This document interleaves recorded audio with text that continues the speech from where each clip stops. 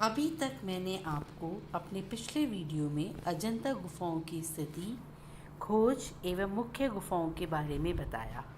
हमने गुफा संख्या 9, 10 एवं 16 के बारे में जाना। आज हम गुफा संख्या 17 एवं 1 और 2 के चित्रों के बारे में जानेंगे।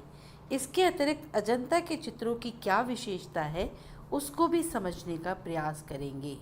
गुफा संख्या 17। इस गुफा का निर्माण वाकाटक राजा हरिसेन के मंडल अध्यक्ष ने करवाया था। यहाँ पर अजंता के उत्कृष्ट उदाहरण देखने को मिलते हैं। यह सभी चित्र अपने अंकन की उच्चता के कारण सुप्रसिद्ध हैं। यहाँ पर अनेक जातक कथाएं, जिनमें मत्स्य जातक, महाकपि का त्याग, विलासी का वैराग्य, हंस जातक, वेशांतर का दान आदि अनेक चित्र इस गुफा में देखने को मिलते हैं। इसके अतिरिक्त यशोधरा की भिक्षा का चित्र अत्यंत उच्च कोटि का है। इस चित्र में भगवान बुद्ध यशोधरा से भिक्षा मांगते हैं। भिक्षा मांगने वाला यह चित्र, इसकी विषय वस्तु अत्यंत गंभीर है।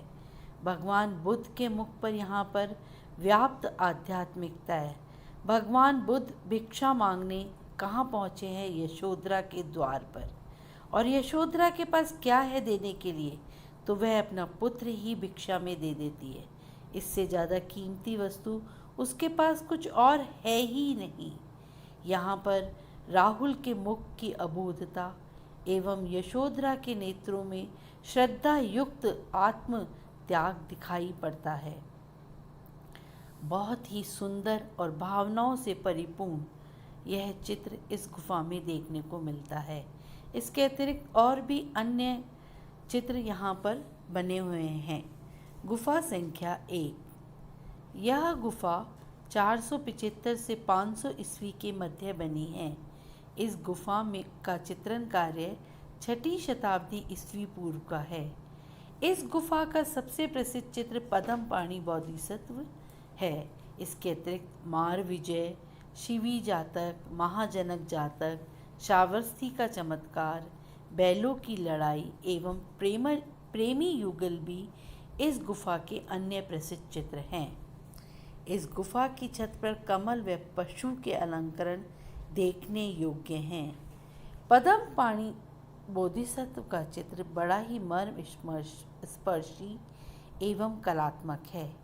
इस चित्र में केंद्रीयता के नियम का पालन किया गया है।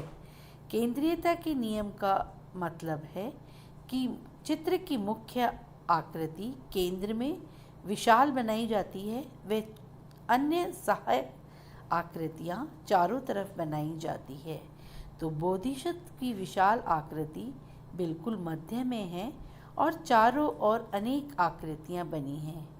यहाँ पर भगवान बुद्ध तपस्या कर रहे हैं और ये इतर आकृतियाँ उनकी तपस्या भंग करने का प्रयास कर रही हैं। राय कृष्णदास जी के अनुसार उनकी भावमग्न आँखें जैसे किसी ऊंचाई से देखने के कारण नीचे की ओर झुकी हुई है, मानो सारे संसार की व्यथा को देखकर उसे दूर करने के लिए वे उत्सुक हों। उनका आकार इतर आकृतियों से बड़ा है, जिससे उनकी विशिष्टता का ज्ञान होता है। सर्वोपरि है उनका किंचित भंग, जिसकी अटूट रेखाएं दर्शनीय हैं। किंचित भंग यानी उनकी कमर का हल्का सा कर्व, जिसके कारण यह चित्र अत्यंत शोभनीय है। इस गुफा के अन्य चित्र मार विजय में भूमि स्पर्श मुद्रा में भगवान बुद्ध बैठे हैं। भगवान बुद्ध ब्रज आसन में ध्यानस्थ बैठे हैं। वह सांसारिक दुखों को दूर करने हेतु ध्यान मग्न हैं। बुद्ध के मुख पर अभय शांति का भाव है। यहाँ पर भी केंद्रीयता के नियम का पालन किया गया है। चारों ओर अनेक सुंदरियों को बनाया गया है। बहुत ही सुंदर प्रस्तुति इस चित्र में देखने को मिलती है। गुफा संख्या 2। यह गुफा भी 500 से 550 ईस्वी के मध्य की बनी है। यह एक बिहार गुफा है तथा इसके चित्र 7वीं शताब्दी के लगभग हैं। यहाँ पर भी हंस जातक, विदुर पंडित की कथा, सुनहरे मृग का धर्मोपदेश, दया याचना व बुद्ध जन्म के चित्र मुख्य हैं। हंस जातक में भगवान बुद्ध को हंस के रूप में दिखाया है। वह उस जन्म में हंस के रूप में बोधिसत्व एक हंस के रूप में बने हैं तथा राजा को धर्म का उपदेश दे रहे हैं। राजा रानी सब राज दरबार तल्लीनता से उनके उपदेश को सुन रहे हैं। इस चित्र में अंतराल विभक्ति बहुत ही उच्च कोटि की प्रस्तुत की गई है। इस गुफा का एक अन्य चित्र दया याचना भी सर्वोत्तम है। इसके अतिरिक्त शांतिवादी जातक जिसमें भगवान क्षमा का उपदेश दे रहे हैं, यह भी इस गुफा का एक अत्यंत उत्कृष्ट चित्र है। अजंता के चित्र आज भी हमारे लिए गौरव का विषय है।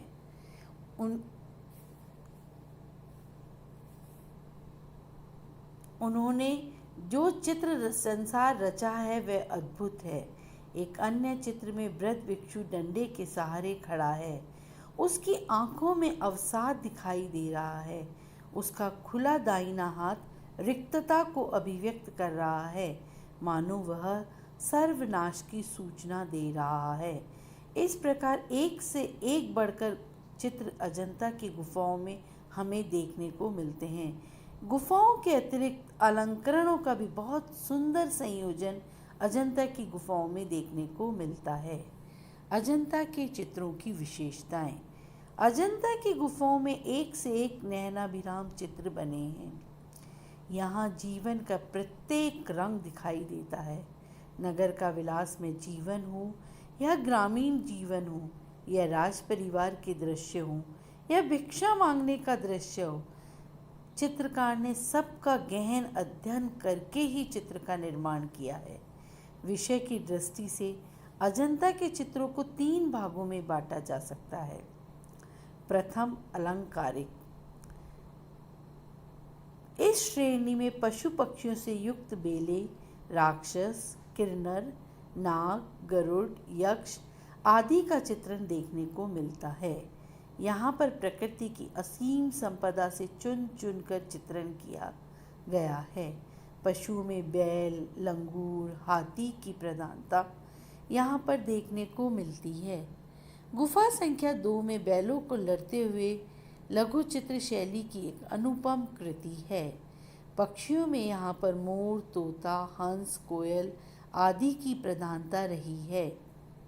फलों में आम, अंगूर, अंजीर, शरीफा, नारियल एवं फूलों में कमल आदि का सर्वत्र उपयोग दिखाई पड़ता है। द्वितीय श्रेणी जो रूप वैदिक श्रेणी है, उसमें लोकपाल, बोधिसत्व, राजा रानी की आकृतियाँ आदि को रखा जा सकता है। इस श्रेणी में अभय वर्ग और वितरक की मुद्राओं में भगवान बुद्ध को दिखाया गया है। इसके अतिरिक्त बुद्ध का जन्म, संन्यास, निर्वाण एवं बुद्ध के जीवन की अलौकिक घटनाओं को यहाँ पर दर्शाया गया है। इस कोटि के चित्र बड़े ही उत्कृष्ट हैं। गुफा संख्या 1 में बोधिसत्व पद्मपाणि का चित्र इसका अनुपम उदाहरण है। अन्य चित्रों में मरणासन राजकुमारी, श्रृंगार करती हुई राजकुमारी, माता व पुत्र आदि मुख्य हैं। तीसरी श्रेणी में वर्णनात्मक चित्रों को बनाया गया है। वर्णनात्मक चित्र यानी जातक कथाओं को बनाया गया। जातक कथाओं को बहुत ही विस्तार से अजंता की गुफाओं में प्रदर्शित किया गया है। अपूर्व सौंदर्य और असाधारण कला कुशलता से व्यक्त करते हुए अजंता के चित्र अपने आप में अलौकिक हैं। विषय वस्तु के अलावा अजंता के चित्रों की दूसरी विशेषता भाव प्रवणता है। यह अजंता के चित्रों का सर्वश्रेष्ठ गुण है। चित्र में दर्शित हार्दिक तथा मानसिक भावनाओं की प्रांजल व्यंजना अजंता के चित्र की प्रमुख विशेषता रही है। शांति, उल्लास, क्रोध, भक्ति, विनय आदि सभी भावों को अजंता में बहुत ही कुशलता के साथ उकेरा गया है। मरणासन राजकुमारी की अवस्था हो या बुद्ध के चित्र में शांति एवं करुणा का भाव हो, सभी भावों को कलाकार ने बड़ी गहराई से उतारा है। तीसरा गुण रेखा। रेखांकन में तो मानो अजंता का कलाकार निपुण था। भावपूर्ण रेखाएं विलास और श्रृंगार से सर्वदा परे हैं। रेखाओं में गति एवं संतुलन देखने योग्य है। मार विजय, सर्वनाश, दया याचना कुशल रेखांकन के उदाहरण हैं।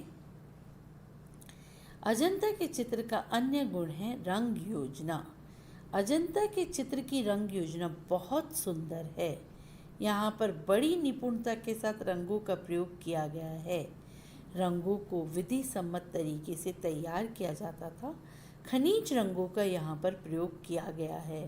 रंगों में गेरू, रामरज, हरा, काजल, नीला, सफ़ेद, चूना आदि का प्रयोग किया गया है। रंग यहाँ पर भारीपन से मुक्त हैं।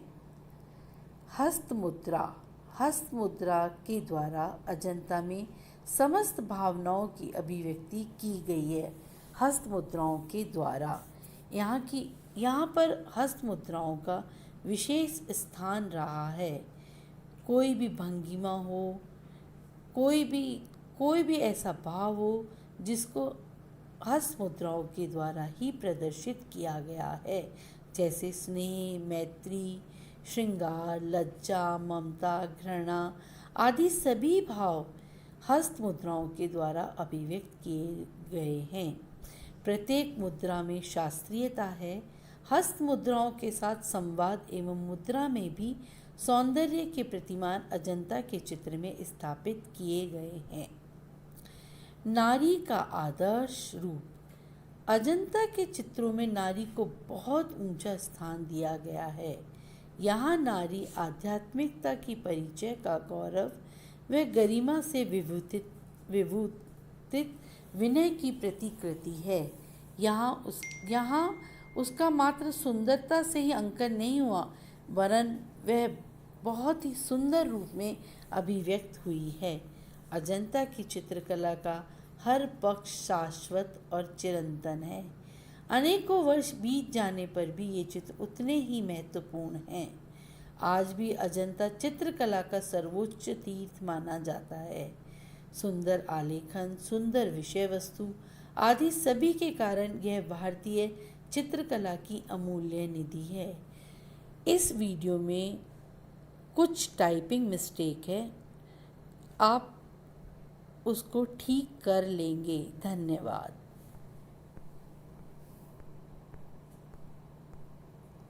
डॉक्टर गीता शर्मा, सह आचार्य, किशनगढ़।